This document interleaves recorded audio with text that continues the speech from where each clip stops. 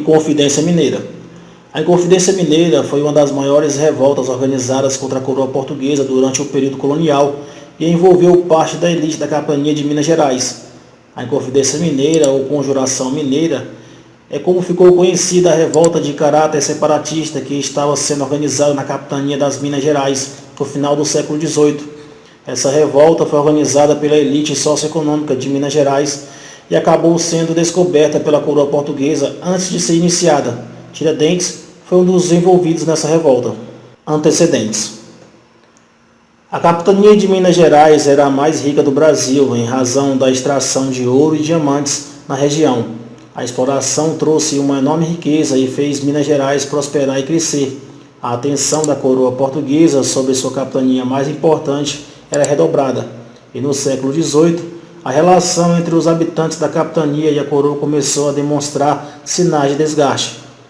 Em 1720, por exemplo, aconteceu a revolta de Vila Rica, motivada pela insatisfação da população local com os altos impostos cobrados pela coroa. Outras revoltas aconteceram, mas não tinham o objetivo de separar a capitania da coroa portuguesa. A partir da segunda metade do século XVIII, a política fiscal de Portugal em relação à colônia tornou-se mais rígida.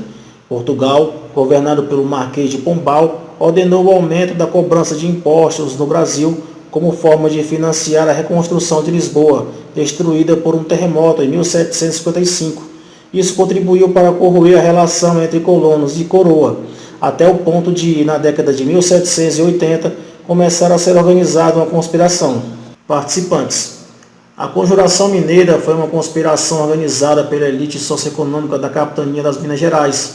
Nas palavras das historiadoras Lilia Schwartz e Heloísa Starling, o grupo que formava os conspiradores da conjuração eram pessoas que tinham laços familiares, de amizades ou econômicos, que os vinculavam com a cúpula da sociedade das Minas. Elas também destacam que, apesar de ser formado majoritariamente por membros da elite socioeconômica, o grupo era composto por pessoas dos mais diversos ofícios, tais como poetas, cônegos, engenheiros, médicos, militares, comerciantes, etc. O membro da conspiração de situação econômica mais humilde era Joaquim José da Silva Xavier, o Tiradentes, comandante da tropa que monitorava a estrada Caminho Novo, que ligava o Rio de Janeiro a Minas Gerais. Ele, por sua vez, foi um dos membros mais participativos da conjuração. Causas. Como abordado brevemente, a Inconfidência Mineira foi resultado da insatisfação da elite econômica da capitania das Minas Gerais com a política fiscal imposta pela coroa portuguesa. Essa insatisfação existiu ao longo de todo o século XVIII, mas a partir da década de 1780 ganhou força e áreas de separatismo, dando uma nova dimensão a esse movimento político. Não se sabe o momento preciso em que a elite das Minas Gerais começou a conspirar contra a coroa, mas se sabe que foi em algum ponto da década de 1780. Os envolvidos com essa revolta tinham em mente que os impostos cobrados por Portugal eram excessivos, mas também estavam imbuídos de outros ideais, como a separação de Minas Gerais e a sua transformação em uma república. Lilian Schwartz e Heloísa Starling chamam a atenção para um fato. A conjuração foi o resultado do ressentimento, mas também da percepção de que as Minas Gerais tinham condições de existir sem a presença de uma coroa controladora. Eles tinham noção de que a capitania tinha condições econômicas de se autossustentar. O estopim para a deflagração do movimento contra a coroa aconteceu durante as administrações de Luiz da Cunha Menezes e do Visconde de Barbacena, ambos governadores da capitania. O primeiro teve uma administração corrupta que prejudicou interesses da elite local para favorecimento de seus amigos pessoais. Já na administração do Visconde de Barbacena, foi enviada uma ordem para realizar o cumprimento da cota de ouro anual, que era estipulado pela coroa. Para cumprir essa cota, foi autorizada a realização da derrama, a cobrança obrigatória com o objetivo de alcançar as 100 arrobas de ouro. Isso causou indignação porque a economia local estava em crise, em virtude da queda na quantidade de ouro extraído. A possibilidade de uma derrama alarmou a elite local e antecipou os preparativos para uma revolta contra a coroa. Os conspiradores planejaram iniciar a revolta para o dia em que a derrama fosse realizada. Um dos grandes protagonistas dessa conspiração foi Tiradentes. O que defendiam os Inconfidentes? As reivindicações feitas pelos Inconfidentes eram variadas, mas em geral podem ser resumidas nos seguintes pontos: proclamação de uma república aos moldes dos Estados Unidos, realização de eleições anuais, incentivo à instalação de manufaturas como forma de diversificar a produção econômica das Minas Gerais, formação de uma milícia nacional composta pelos próprios cidadãos das Minas Gerais. Na questão do trabalho escravo, não existia um consenso entre os Inconfidentes. Assim, alguns defendiam a libertação dos escravos, mas outros defendiam a permanência da escravidão caso a capitania alcançasse sua independência. Os colonos pensavam em realizar uma revolta em Vila Rica, que depois se espalharia por toda a capitania. Para ter sucesso nessa empreitada, os Inconfidentes planejavam uma guerra de desgaste que forçaria a coroa portuguesa a negociar o fim das hostilidades. Eles buscaram a ajuda internacional de americanos e franceses e até tiveram alguns acenos de apoio, mas que não se concretizaram em ações efetivas. Como terminou a Inconfidência Mineira? Tiradentes foi o único dos envolvidos na Inconfidência Mineira a ser condenado à morte. As reuniões secretas que organizavam e divulgavam os princípios dessa revolta contra Portugal estenderam-se durante anos, mas o movimento não chegou nem ao ponto de ser deflagrado.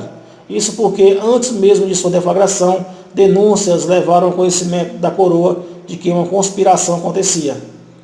Em 18 de maio de 1789, alguns dos Inconfidentes foram informados de que a conspiração contra Portugal tinha sido descoberta. O Visconde de Barbacena recebeu 6 denúncias a respeito de uma conspiração em curso nas Minas Gerais. A denúncia mais importante foi realizada por Joaquim Silvério dos Reis. Silvério dos Reis estava envolvido com a conspiração e devia grandes somas de dinheiro à coroa portuguesa. Acabou denunciando o movimento organizado pelos Inconfidentes como uma forma de ter as suas dívidas perdoadas. O relato de Silvério dos Reis deu todos os detalhes da estratégia da Inconfidência e permitiu que as autoridades coloniais planejassem a repressão contra os envolvidos.